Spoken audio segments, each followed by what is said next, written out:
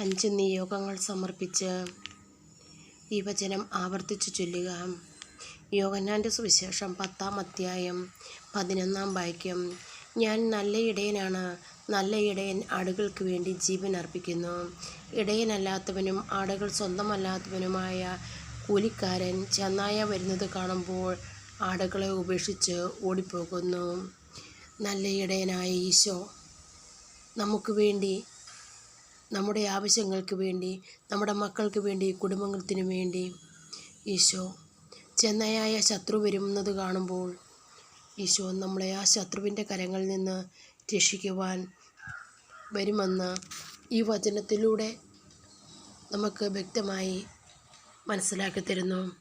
സ്നേഹപിതാവായ ദൈവമേ, ശത്രുക്കളുടെ കരങ്ങളിൽ നിന്നും, പ്രലോഭനങ്ങളിൽ നിന്നും, പാപത്തിൻ്റെ കെട്ടുകളിൽ നിന്നും, രോഗത്തിൻ്റെ കെട്ടുകളിൽ നിന്നും, സാമ്പത്തികമായ കടബാധ്യതകളിൽ നിന്നും, മറ്റെല്ലാ അവസ്ഥയിൽ നിന്നും ഞങ്ങളെ രക്ഷിക്കണമേ.